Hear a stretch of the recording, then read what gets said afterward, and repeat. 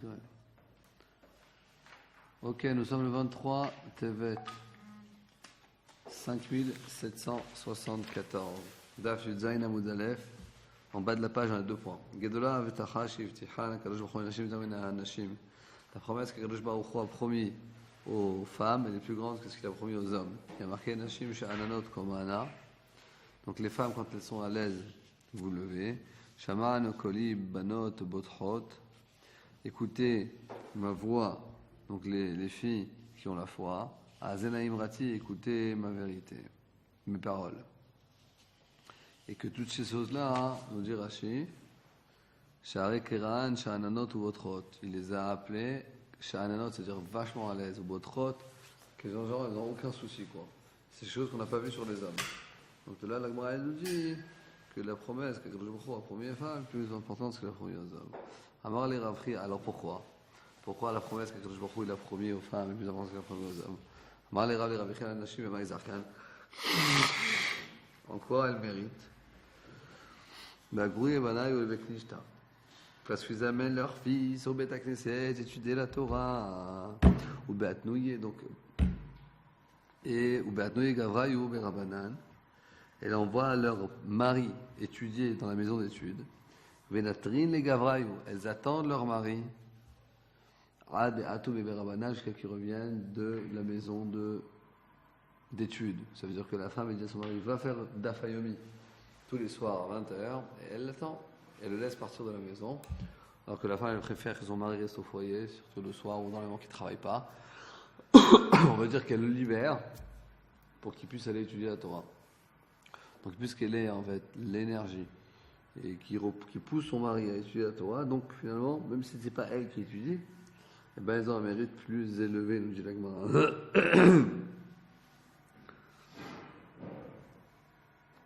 C'est une Gemara très très connue, cette Gemara-là, qu'on vient de dire.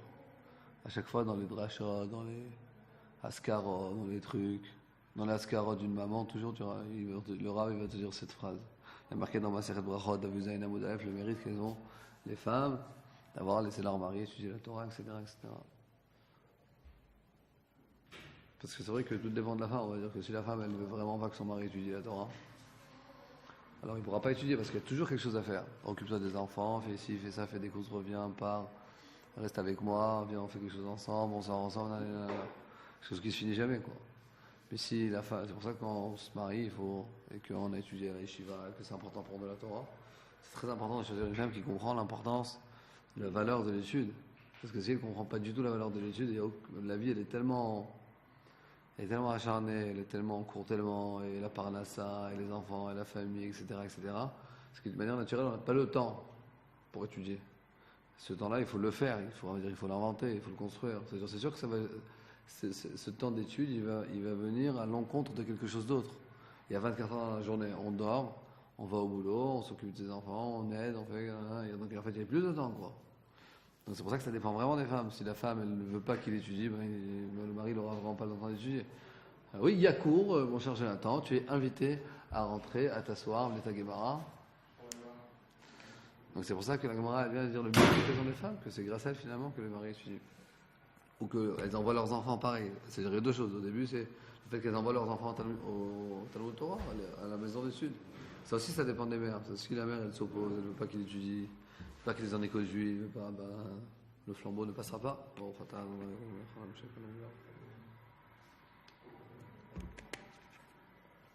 K'avo Mafterer Rabanan, Iber Rabbi Ami, quand les Chachamim, ils quittaient la maison d'études de Rabbi Ami, il Amri Lagna qui dit c'est la maison d'études de Rabbi Hanina. Amri le bénissait ainsi. Ça veut dire que tu verras ton monde dans ta vie. C'est quoi l'amcha? C'est un monde positif. Et la fin de ta vie sera au Olam. Et ton espoir, il illuminera à tout jamais. Ton cœur, il apprendra de la sagesse. Puis ta parole parlera des paroles de sagesse. Et ta langue, elle va dire des louanges. Tes sourcils, ils vont regarder droit devant toi. C'est-à-dire que tu choisiras toujours dans le bon chemin. Parce que nos yeux, quelquefois, ils nous détrompent. C'est-à-dire, on a l'impression que quelque chose qui est bien, il est mal, quelque chose qui est mal, qui est bien. Donc là, il le bénit à frapper, c'est-à-dire que tes sourcils, ils te montrent, ils soient droits, qu'ils soient droits. C'est-à-dire que tu ne te détrompes pas, quel est le droit chemin. Tes yeux éclaireront de la lumière de la Torah. Et ta face illuminera comme l'illumination du ciel. Tes langues, elles parleront de la sagesse, du savoir. Et tes reins, ils seront heureux du droit chemin. Et tes pieds courront écouter les paroles de Kadosh Baruch Hu. En fait, c'est quoi cette bracha qui voit que toute la vie elle est tournée autour du Bitachon d'Hashem, de la foi en Kadosh Baruch Hu, de l'Imut Torah, de la pratique des mitzvot, et de faire du bien vers autrui. Quand il était Rabbi Shmuel bar Nachman qui disait que c'était de la maison de Rabbi Shmuel bar Nachman, il lui disait ainsi. Alofenu mesubalim. Rabbi Shmuel, il y en a qui disent Rabbi Yochanan, Rabbi Elazar, il y en a Rabbi Shmuel, il y en a qui disent c'est la marque de Rabbi Yochanan et Rabbi Elazar. Chad Amar, Alofenu beTorah, mesubalim bemitzvot, qu'on soit les meilleurs en Torah et qu'on soit entouré de mitzvot. Chad Amar, il y en a qui disent Alofenu beTorah, qu'on soit les meilleurs en Torah et en mitzvot, mesubalim beisurim. Et qu'on soit repoussé par les malheurs. David, que notre groupe ne soit pas comme le groupe de David qui est sorti de lui Achitophel, que finalement lui il a voulu faire la guerre, c'était un de ses fils contre David lui-même.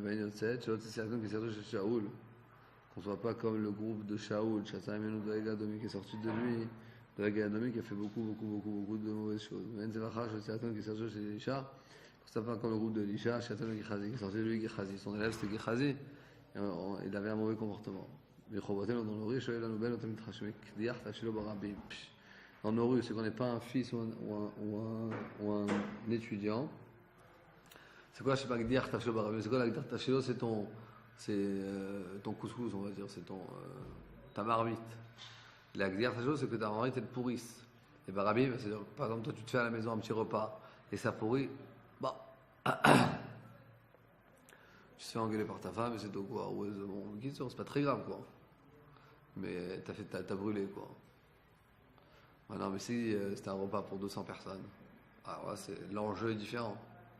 Ça a un impact beaucoup plus fort. Alors pareil, quelqu'un qui a un élève qui fait une petite bêtise, mais personne n'a su, personne n'a vu, etc., il va faire tchouva, bon. Mais s'il a fait une grosse bêtise devant tout le monde, ça me rappelle une histoire à Koravia, quoi. Mais s'il a fait... C'est vraiment pas... C'est ma claire, tâchez le barabé. C'est quelqu'un, il a fait une bêtise devant tout le monde, alors là, ça a un impact beaucoup plus important. C'était aléatoire. Comment? L'exemple, il a été choisi aléatoirement. Ouais, parce que c'est la Gemara qui en a parlé. C'est là notre belle otami, on n'est pas un fils ou un élève, chez Magdir Tachobarim, qui fait un kilkul, c'est-à-dire que son tafil, son repas, il pourrit devant tout le monde. Parce que là, comme on a dit, l'impact différent, ça a une influence beaucoup plus importante. Quoi. Il y a marqué dans une autre Gemara que si quelqu'un il a un grand Yetzerara, il faut qu'il aille s'habiller en noir, partir dans une autre ville. Il va chez Horim. Qui va dans une ville où personne ne connaît, là-bas qu'il fasse la Ravera. Parce que finalement, il ne faut pas la faire la Ravera. Mais si au moins il l'a fait, au moins ne pas faire du Chilul Hashem, au moins ne pas que tout le monde le sache, etc. Ok.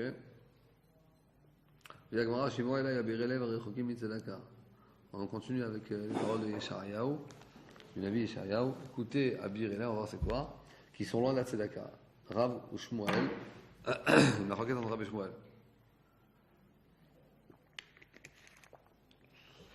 Mais Amri là, il y en a qui disent que c'est pas Rav ou Shmuel, c'est Rabbi Yochanan et Rabbi Elazar. Pourquoi la Gemara nous rapporte ici? Parce que pareil, tout à l'heure, on a où il y a une marquette ou entre Rav ou Shmuel, mais Amri là, il y en a qui disent que c'est entre Rabbi Yochanan et Rabbi Elazar. Tout le monde entier, il se nourrit de quoi? De la tzedaka.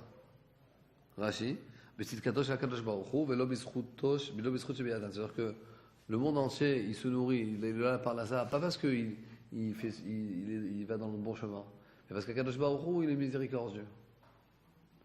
Mais différemment de ça, mais eux, les tzadikim, eux, ils reçoivent leur parnassa bizroa, c'est-à-dire par la force de leur bras, c'est-à-dire quoi? Parce qu'ils le méritent vraiment. C'est quelque chose de complètement différent. Quand tu reçois quelque chose que tu n'es pas apte à recevoir, ou que tu reçois quelque chose parce que tu es vraiment, tu as fourni des efforts et tu es apte à le recevoir. Donc c'est incroyable, c'est-à-dire que 98% du monde entier, il reçoit la parnassa d'Akadosh Baruch Hu, grâce à la générosité d'Akadosh Baruch Hu et sa bonté et sa miséricorde, parce que malgré ils ne vont pas dans le bon chemin. Et c'est que ceux qui sont vraiment dans le bon chemin, hein. Alors eux, ils le reçoivent par leur mérite personnel, quoi. C'est ça ce que moi je veux dire. Donc ça c'est la première explication. Le Khadama, il y en a un qui dit Kol haolam kulo nizonim bizchutam. Ah, ça c'est une autre explication complètement différente. C'est que tout le monde entier, il se nourrit grâce à eux, grâce aux tzadikim, comme on a vu hier, avant-hier, on a vu plein de fois. Que le peuple juif c'est le cœur des nations. Donc les tzadikim c'est le cœur du cœur. De la manière que le cœur, celui qui donne de l'énergie et de la vitalité au corps entier, ben les tzadikim, c'est eux qui donnent de l'énergie et de la vitalité à tout le monde entier. Donc c'est pour ça que la Gemara nous dit Shimon Elai Abir Elev, Rechokim et Tzedaka. C'est quoi Rechokim et Tzedaka? Que eux, le monde entier, il se nourrit grâce à eux. Mais eux, mais eux, ils sont tellement pauvres qu'ils n'arrivent même pas à se nourrir par leurs moyens matériels. Ça veut dire c'est les plaines. C'est-à-dire par leur tfilot, par leur étude de Torah. Ils nourrissent le monde entier, mais eux, ils n'ont rien pour acheter du pain. Hein? Tu dois partir? Déjà maintenant? Non, c'est pas rien de grave. Non, la plus, je prends un autre bus et il va se couler, je sais pas combien de temps.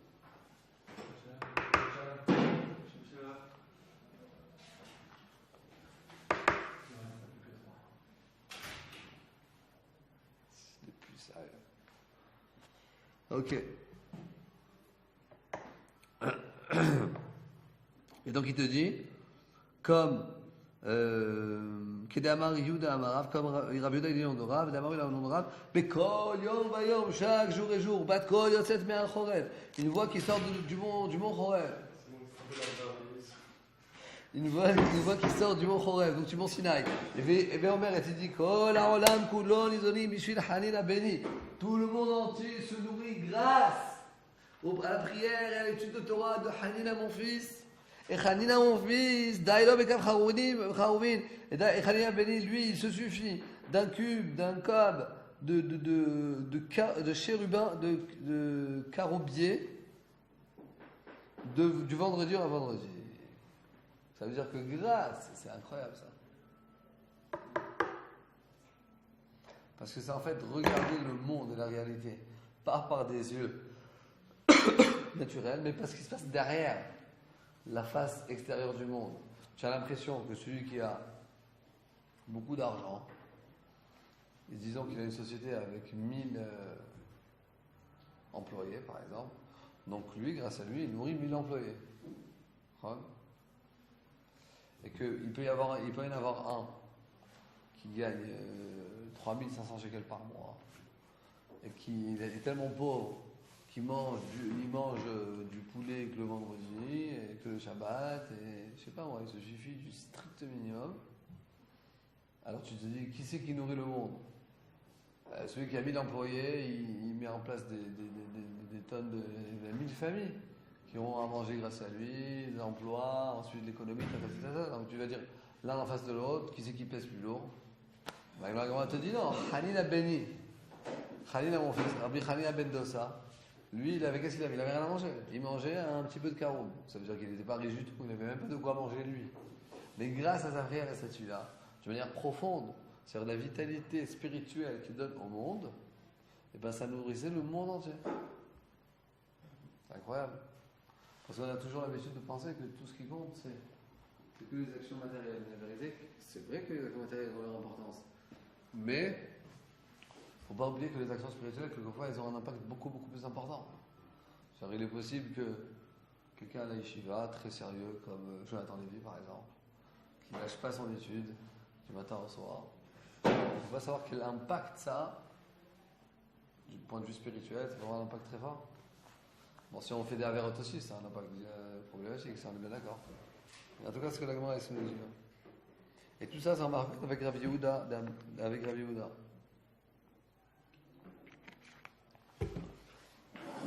Damar Rabbi Yehuda, il a dit Man habir elev, parce que c'est en marloquette, parce que nous on a expliqué c'est quoi Habir elev arirochokim et tzedaka. De quoi il s'agit? Il s'agit, habir elev, c'est des gens qui ont un cœur courageux, qui sont éloignés de la tzedaka. On a vu plusieurs explications. En tout cas, on parlait ou bien des gens que grâce à eux, il y a de l'abondance dans le monde, ou eux, ils sont loin de cette abondance, etc. Mais il te dit que ça c'est en marloquette avec Rabbi Yehuda de Rav, qui parle de quelque chose de différent complètement. Il dit Man abir elev, de certains gens qui ils ont un courage dans le cœur, mais qui sont très loin de la tzedaka. De quoi il s'agit? De Govaï et Tipshaï, des habitants de Govaï.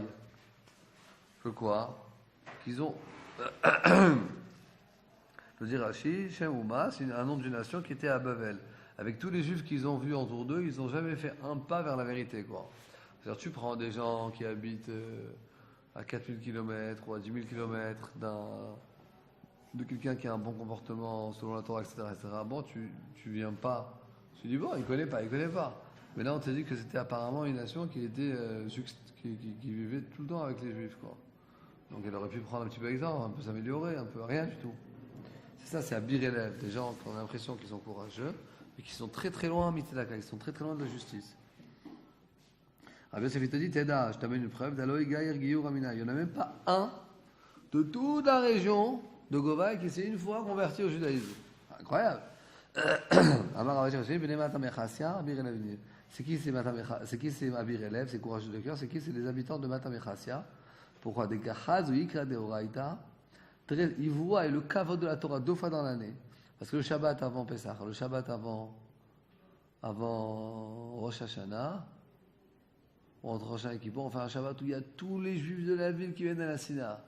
Vous imaginez une ville avec, je sais pas, on va dire 100 000 habitants, 50 000 non-juifs et 50 000 juifs. Ok? Et il y a la grande dracha du Rav, le Shabbat après-midi, le Shabbat Agadol par exemple. Et les goïms, ils voient qu'il y a, je sais pas moi, 40 000 personnes qui vont écouter le shiur. C'est impressionnant quand même. Ça fait quelque chose. Tous les chats. Bon, et eux, ça leur a rien fait. C'est-à-dire, ils ont vu le kavod de la Torah. Très, c'est 2 fois à Beshat dans l'année. Velo Kamegar, il y a personne qui s'est converti de ça.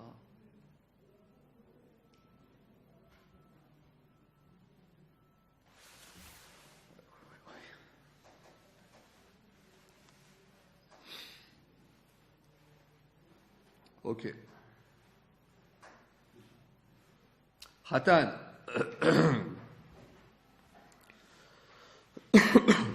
On a vu dans la Mishnah, à la fin de la Mishnah, Tetzaïn Amoud Bet à la fin, il y a marqué Hatan, il m'a dit que Shema Laïla Rishon Kove. Un Hatan, s'il veut lire le Shema le premier soir de son mariage, il peut lire. Rabbi Shimon Gamliel dit non, pas de ceux qui veulent prendre sur soi un nom comme ça, qui est important. Vous êtes un Talmud Chacham, ils peuvent prendre. Alors les Meimera, tu veux dire qu'on apprend de là? Les Rabban Shimon Ben Gamliel, Hayesh Leo Yuhara.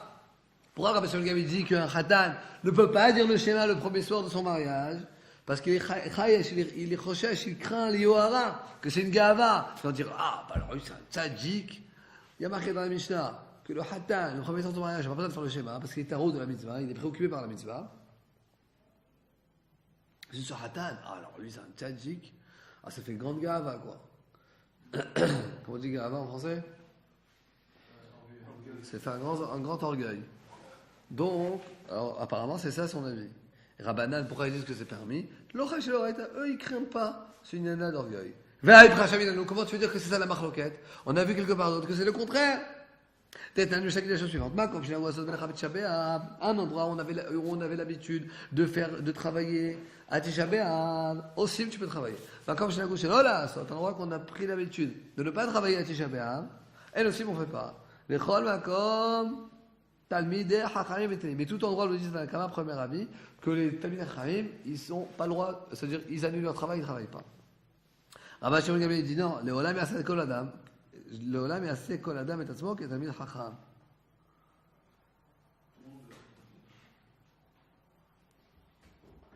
Ouais, c'est-à-dire que tout le monde, dans chaque endroit, tout le monde peut se faire distinguer par Talmid Chacham. Ça veut dire, il y a marqué premier avis, c'est disons à Montpellier, il ne travaille pas de Shabbat, tu n'as pas le droit de travailler. À Metz, il travaille de Shabbat, tu n'as pas le droit de travailler. Mais il y a un Talmid Chacham qui ne travaille pas du tout. Même dans un endroit où on n'avait pas d'habitude. Il prend sur lui le Khumra. Et Rabbi Shimon Gamliel dit non, c'est pas tellement un Talmid Chacham, mais chacun d'entre nous, il peut se considérer comme Talmid Chacham, donc ne pas travailler Shabbat. Nous dit la Gemara, Kacha des Rabbanan Rabbanan, une marloquette entre Chachamim et Chachamim. Kacha des Rabbanan Rabbanan, il y a une marloquette entre Rabbanan Rabbanan et Gamliel. D'accord? Pourquoi? Parce que nous, dans la Mishnah, on a voulu dire le contraire. Rabbi Shimon Gamliel, il a dit que celui qui veut lire le schéma le premier instant de son mariage, il n'a pas le droit, parce que c'est orgueilleux. Et là, il dit que celui qui ne veut pas travailler à Shabbat, d'après Gamliel, tout le monde peut se dire qu'il est Talmid Chacham. Donc, apparemment, c'est contradictoire. Est-ce qu'il craint Chayesh Liyuara? Est-ce qu'il craint le phénomène d'orgueil ou il ne craint pas? Apparemment, dans notre Mishnah, il dit que pas tout celui qui veut prendre sur lui des Talmid Chacham, il peut lire le schéma. Non, Chatan n'a pas le droit de lire le schéma.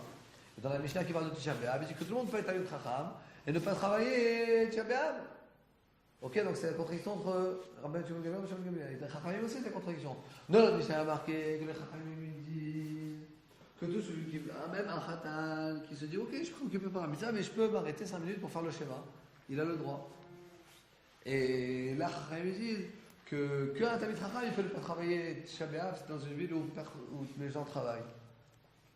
C'est qu'un Talmid Chacham. Mais pas tout le monde peut se prendre pour un Talmid Chacham.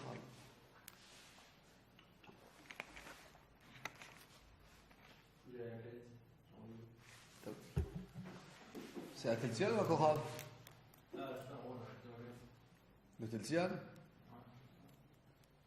Alors, tu peux passer un médicament?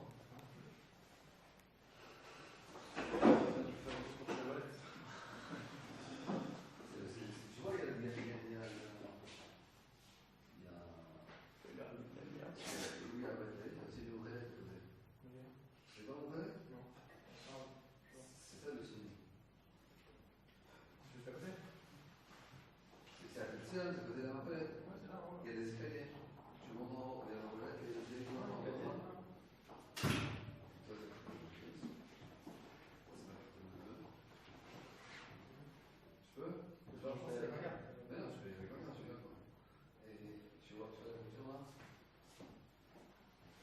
il y a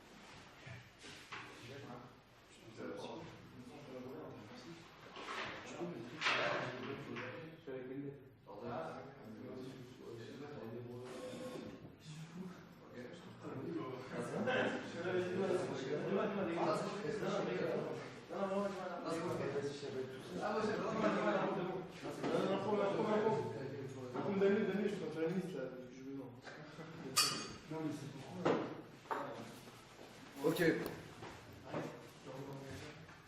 Très bien.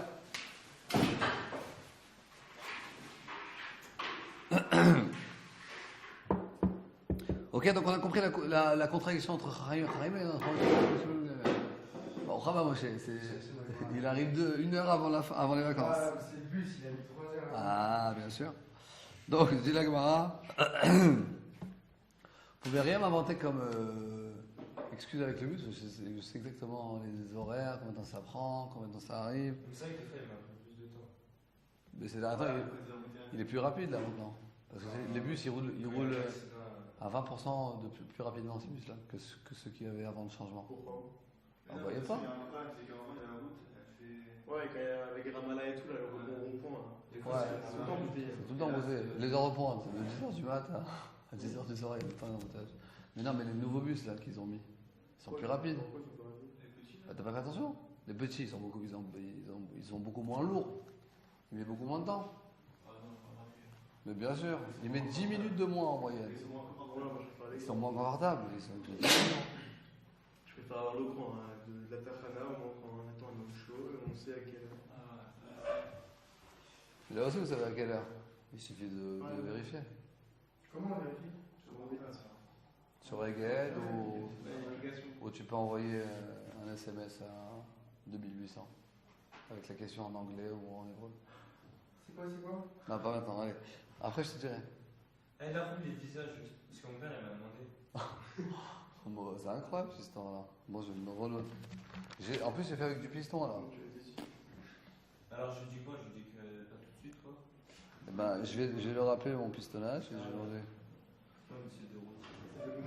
C'est quoi que Hein? tu as fait? Ok. Sinon, Philippe Pérec. Ça fait 3 mois que j'ai les papiers. C'est des fous. Hein. Et donc,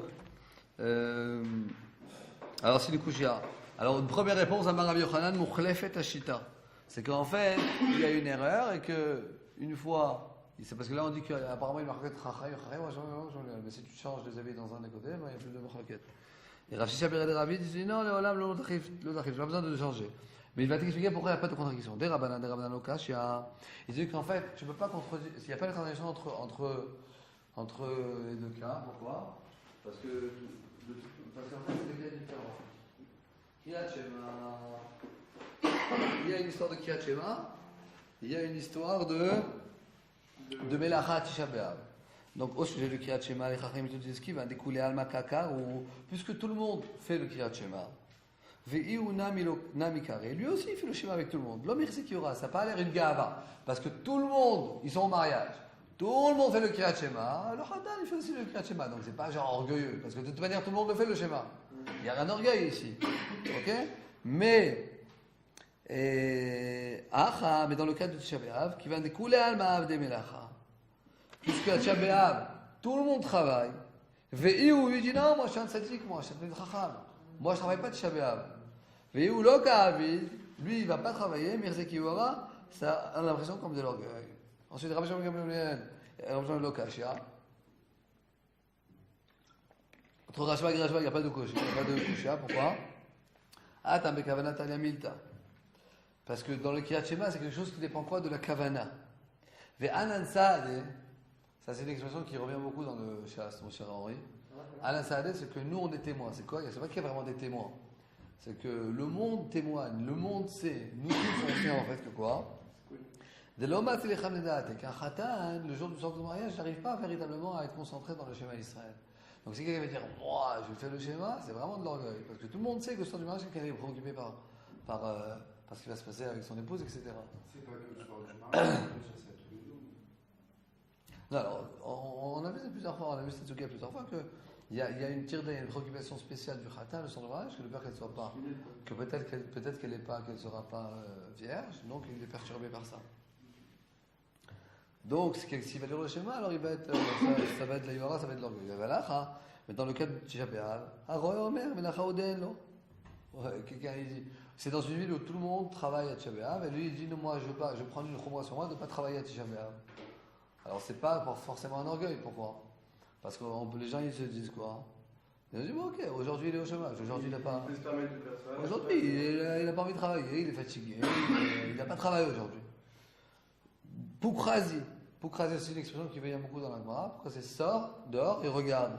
Kama batlan et kabeshuka. Combien tu as de gens qui perdent leur temps dans le jeu? Dans les bars, tu as des gens qui toute la journée jouent aux cartes. Ok? Donc ils perdent leur temps toute la journée.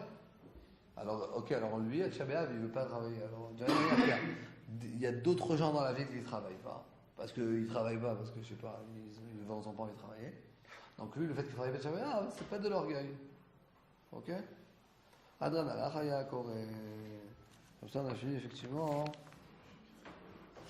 Regarde, venez, on fait Rashi rapidement. Trop tard. Rashi.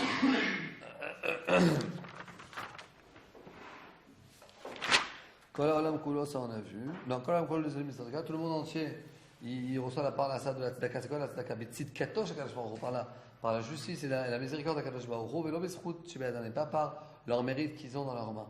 Ve'hem nizonim bezroa, et eux les tzadikim, ils ont leur parnassa de quoi? Bezchut shebe'adam, par le mérite qu'ils ont dans leurs mains. Bet tzadikim ishtaikar, le pasuk qui parle des tzadikim. Car il est rechokim itzidkato shel Akadosh Baruch Hu. Rachel leur dit qu'ils sont éloignés, ils n'ont pas besoin, on va dire, de la miséricorde d'Akadosh Baruch Hu, parce que eux, ils reçoivent leur parnassa par leur propre effort, par leur propre mérite. Et là, la deuxième explication était Enan Ezonim, Shenlem, Kedet, Tzadikim, Parasim, Bekoji. L'autre explication était que grâce aux tzadikim, le monde entier a de quoi se nourrir. Et eux, ils ont pas de quoi se nourrir. Shenlem, Kedet, Tzochem, ils n'ont pas les besoins nécessaires. Ou Parasim, Bekoji, ils ont la parnassa vraiment très peu. Au pliga de Rabbi Yehuda, c'est marqué sur Rabbi Yehuda, Diou Amar Abir Elev, Aïnorish. Parce que lui, là, on a expliqué qu'Abir Elev, c'est quoi? C'est des tzadikim dans la première explication de la Suga. Et dans la deuxième explication de Rabbi Yehuda, Abir Elev, c'est des Rechaim.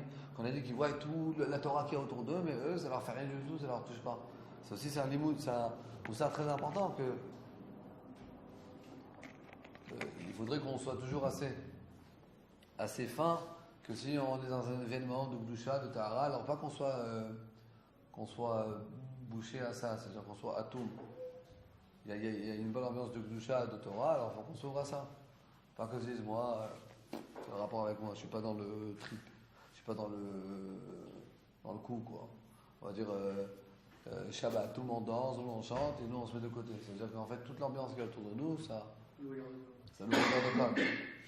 Ou Kippour, Kippour, on va dire la prière de Neila. Tout le monde par effervescence, il y en a un qui est dehors, il regarde tout le monde. C'est ce qu'il dit la Gemara. C'est-à-dire que leur cœur il est dur. Qu'ils étaient dans une ville où il y avait une tonne de Torah, eux, il n'y en a même pas un de toutes les nations qui s'est converti. C'est quelque chose qui est rare.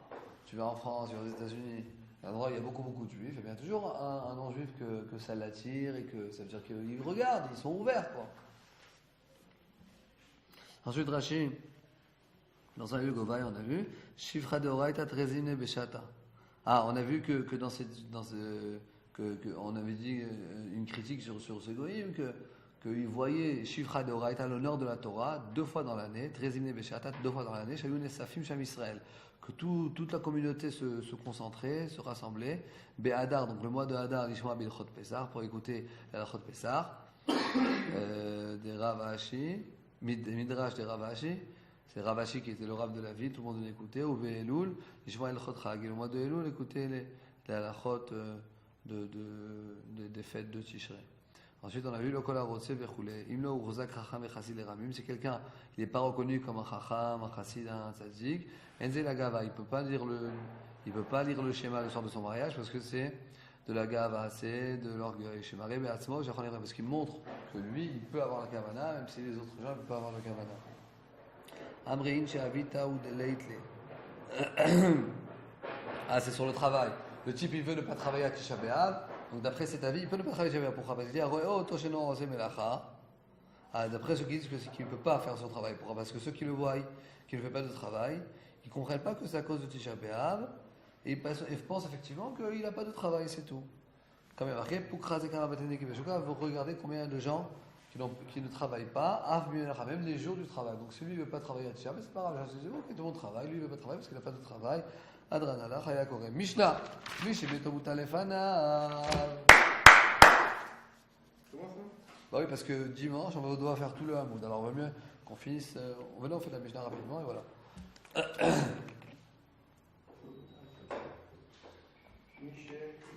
Très important, Bézant Hachem, ou tous quand vous fixerez des moments d'étude, eh ben, l'humain il a été créé de cette manière qu'il a besoin de se mettre des objectifs. Ok? De la même manière que pour avoir votre bac, vous vous étiez mis des objectifs. Et grâce à ces objectifs, vous avez eu le bac. Donc vous avez dû pendant 3 semaines, 1 mois, 2 mois vous mettre à fond dans le travail. Parce que vous savez que vous avez votre bac. Donc normalement, chacun qui veut réussir à quelque chose, il se met des objectifs. Quelqu'un qui veut s'enrichir, il se met des objectifs. Quelqu'un qui veut économiser, il se met des objectifs. C'est toujours comme ça. L'humain, il est fait de cette manière. Donc, quelquefois, les gens viennent dans la Torah et se disent, bon, l'étude, on va étudier, très bien. Et c'est important aussi de se mettre des objectifs. Parce que si tu ne mets pas des objectifs, très souvent, tu vas perdre ton temps. Tu ne vas pas te donner à fond. Donc si par exemple, c'est vous qui avez voulu qu'on finisse la Masechet, donc c'est ça l'objectif. On puisse finir la Masechet. Donc si on veut finir la Masechet, il faut faire à chaque fois un Hamoud. Donc même si on est fatigué et tout, comme je suis crevé, mais il faut qu'on finisse un Hamoud, alors on se met l'objectif, on arrive à l'atteindre. Celui, donc troisième pérec, maintenant on commence. Celui qui a un mort, qui est déposé devant lui. Pato Mikrat Shema, donc c'est quelqu'un qui doit s'occuper de ce mort. On dit Rachid Fishutaru, le marché il est occupé par la pensée de son enterrement. Vabiadjou de Khatan, et ça ressemble à la dernière Mishnah qu'on a parlé du Khatan, qui est Patour du Kiryat Shema. Pourquoi? Parce qu'il est préoccupé par la mitzvah.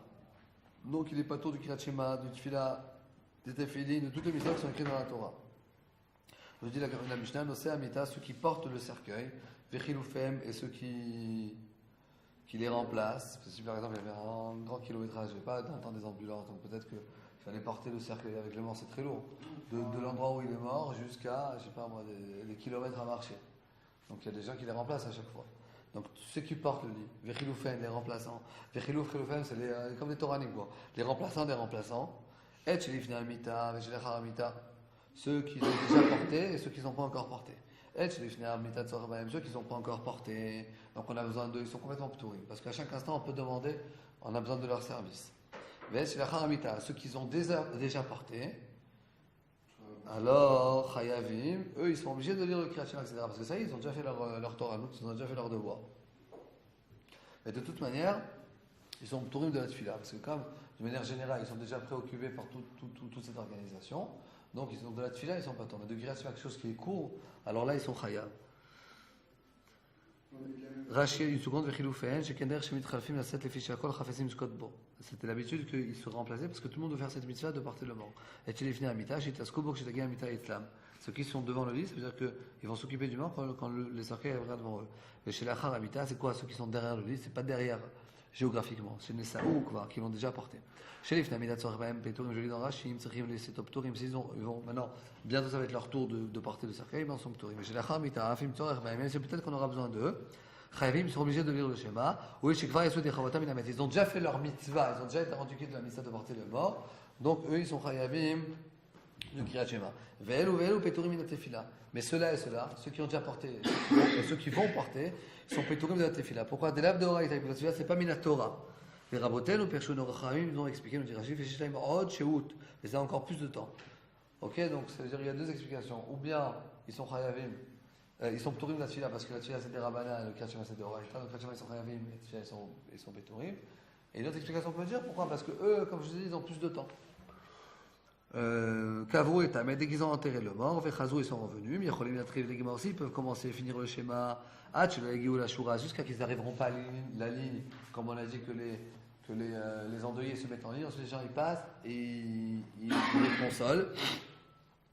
Il y a Trilou qui commence de faire le schéma. Vim, là, s'ils savent qu'ils n'ont pas le temps de commencer et de terminer, le Yatrilou ne commenceront pas. Amdim Bashura, ceux qui se tiennent dans la ligne pour consoler les endeuillés, Apnimim, Peturim, ceux qui sont vraiment proches des endeuillés, eh ben ils sont pas tôt parce que là ils sont occupés par la mitzvah. Si par exemple il y avait les endeuillés ils passaient, il y avait je sais pas 100 personnes, des lignes de 10, 10, 10, 10. Alors vraiment c'est les premiers, ils sont Peturim de la mitzvah parce que maintenant ils vont tout de suite doivent consoler. Ceux qui sont loin, ils sont dans la 10e ligne, eh ben ils ont Chayavim du Kriyat Shema.